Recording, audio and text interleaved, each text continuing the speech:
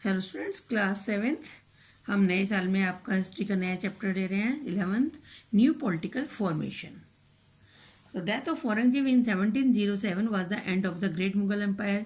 A war of succession would break out amongst his sons and eventually the empire was divided up to between them.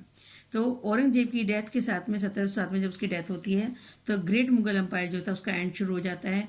और जो ए war of succession यानी कि उसके उत्तराधिकारियों की जो लड़ाई थी उसके बेटों के बीच में, उसकी वजह से ये एम्पायर जो है अपनी समाप्ति की ओर चलता है, डिक्लाइन की तरफ। Large parts of the empire had already declared independence during the time of Aurangzeb and such development increase after his death. उसके समय में ही, औरंगजेब के समय में ही बहुत सारे राज्यों ने अपने को इंडिपेंडेंट घोषित कर दिया था और उसकी मौत के बाद तो ये और भी ज़्यादा बढ़ गया। Mughal empire which had once been one of the greatest empire of Indian history slowly decline to the become just an empire in name. जो मुगल एम्पायर इंडियन हिस्ट्री का सबसे ग्रेटेस्ट एम्पायर्स में गिना जाता था, अब वो एक नाम मात्र का शासन रह गया था with a small area under its command. The empire would drag on for the another 150 years with a series of inconsequential kings collectively referred as the latter Mughals। उसके बाद भी 150 साल तक ये मुगल शासन चला, जो कि बस थोड़े वो कमजोर राजाओं के सहारे चलता रहा, जिन्हें हम लेटर मुगल्स कहते हैं। Causes of decline of the Mughal empire. तो मुगल एम्पायर के डिक्लाइन के क्या कारण थे? No empire in history survive forever, the Mughal empire of India was no exception. It decline for various reason. तो जैसे कोई भी साम्राज्य कभी भी हमेशा नहीं रहा, इस तरह मुगल साम्राज्य भी हमेशा के लिए नहीं रहा। उसके कुछ रीजन थे, वो हम पढ़ते हैं। द फर्स्ट है वेस्टनेस ऑफ द एम्पायर, यानी कि साम्राज्य का विस्तार बहुत ज़्यादा होना, बड़ा साम्राज्य था। Mughal empire was growing in size from the time of Akbar with the conquest of the south by Aurangzeb. It's covered among almost all India from Kashmir to river Kaveri and from Kabul to Chittagaon। तो इस तरह से ये north से south तक और east से waste तक फैला हुआ था। कहाँ? रिवर कावेरी से काबुल से चिटगांव तक, कश्मीर से कावेरी और काबुल से चिटगांव तक, जो कि बांग्लादेश में है अभी। It becomes too vast to be govern from the one centre at the command of one man. तो ये बड़ा मुश्किल था कि एक आदमी की कमांड से इतने बड़े प्रशासन को संभाला जा सके। कम्युनिकेशन डिफिकल्ट से, डिस्टेंस बहुत ज़्यादा था। तो the empire therefore began to sink under its abound weight. तो इस तरह से ये साम्राज्य सिकुड़ना शुरू हो गया। ओवर सेंट्रलाइज एडमिनिस्ट्रेशन, यानी कि केंद्रीयकरण करना प्रशासन का, कि प्रशासन को एक जगह से चलाना। There were no system of democratic decentralisation in those days. The provincial government look to the empire for order. तो जो प्रांतीय सरकार होती थी वो सेंट्रल की तरफ देखती थी। The burden of the administration grow with the growth of the empire. Its success depend on the ability to the emperor. If the emperor's person declined on his policy turned wrong, the empire was bound to suffer। तो उस वजह से एक ही जगह से प्रशासन चलाना आसान नहीं था। अगर एम्पायर जो था वो डिक्लाइन करता था अपनी पॉलिसी को, तो सब कुछ उसके अपोज में चला जाता था। नेक्स्ट है औरंगजेब की रिस्पॉन्सिबिलिटी। औरंगजेब की रिस्पॉन्सिबिलिटी का बड़ा हाथ रहा इसमें। Aurangzeb was largely responsible for the downfall of the empire. His predecessors did a lot to win over the loyalties of their subject, particularly the Rajput and the Hindus. तो औरंगजेब जो था उसकी वजह ये रही कि उसने हमेशा अपने जो लॉयल्टीज थी वो खो दी थी। उसने राजपूत और हिंदुओं के साथ में अच्छा व्यवहार नहीं किया, जो कि मुगल प्रशासन की नींव थे। But Aurangzeb was a fantastic and could not tolerate the non Muslims. He compose jizya, उसने जजिया टैक्स लगा दिया और हिंदू जो फेस्टिवल थे उनके सेलिब्रेशन पर भी टैक्स लगा दिया।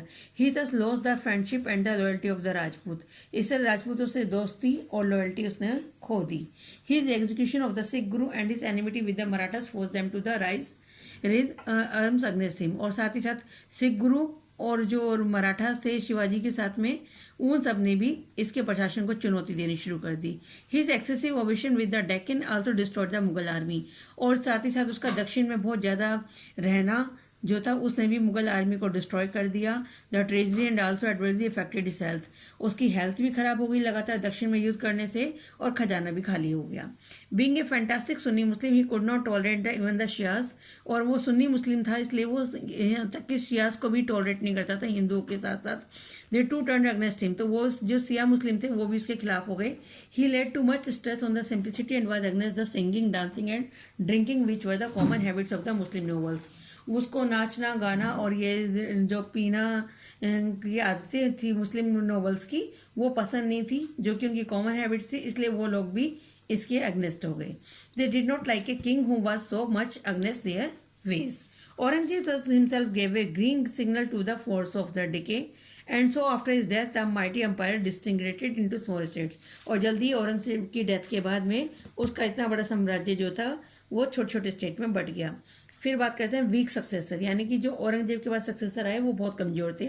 Successor of Aurangzeb were both weak and incompetent. The latter Mughals spent more time in their homes and in pleasure and soon lost control of the state.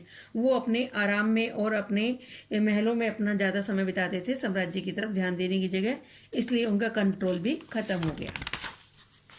No definite law of succession, जो उत्तराधिकार का नियम fix नहीं था कि भाई बड़ा बेटा ही राजा बनेगा, या कोई नियम कानून नहीं था कि किस तरह से शासन सौंपा जाएगा. इसलिए हमेशा मुगलों के जो बेटे होते थे उनमें सक्सेशन की वॉर लगातार चलती रहती थी, जिसमें खजाना भी खाली होता था और साथ ही साथ नुकसान भी जाता होता था. Mughals did not follow any definite law of succession. After the death of every empire there instead a bloody war of succession. हर एक के बीच में एक खून खराबे वाली लड़ाई होती थी. Among his sons each one used nobles and members of the royal family to get the throne, thereby dividing the nobles. और जो अधिकारी होते थे, मंत्रीगण होते थे, वो सब रॉयल फैमिली के उसमें अनुसार बढ़ जाते थे और वो अपना सेल्फ इंटरेस्ट के अनुसार साथ देते थे उनका. This created anarchy. Nobles assorted to conspiracy and made the Mughal power week.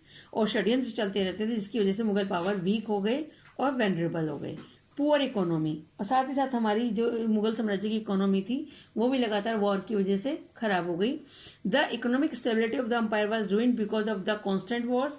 Some of the wars did not odd even and even in each of the Mughal empire. तो कुछ जो लड़ाइयाँ हुई उसके बाद में मुगल साम्राज्य में कुछ जमीन तो जुड़ी नहीं और उल्टे खजाना खाली हो गया. Beside this the Mughal rulers spent lavishly on building and monuments पे कुछ खर्चा किया उन्होंने, जैसे ताजमहल बना और भी बहुत सारी इमारतें बनी. Finally the foreign इन्वेशन completely shattered the economy. Moral degradation of the soldiers, जो सोल्जर्स थे उनका जो नैतिक पतन था वो भी शुरू हो गया था, क्योंकि an excess of wealth and luxury made the Mughal army lazy, corrupt and inefficient. बहुत ज़्यादा जो वेल्थ और लग्जरी थी उन्होंने मुगल आर्मी को लेजी, करप्ट और इनएफिशिएंट बना दिया था. सोल्जर्स जो थे वो become pleasure loving and easy going, आसान से आसान राह चुनते थे. Often they prove to be disloyal. Now they could not even go to the battlefield without their train of attendant and women.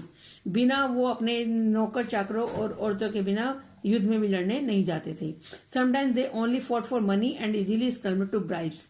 और जल्दी वो पैसे के लिए लड़ते थे, जिसकी वजह से वो ब्राइब्स लेकर पासा भी पलट देते थे एक दूसरे के प्रति. तो ये हमने पढ़ा मुगल साम्राज्य के डिक्लाइन के बारे में. नेक्स्ट क्लास में हम लेंगे rise of regional powers. Thank you.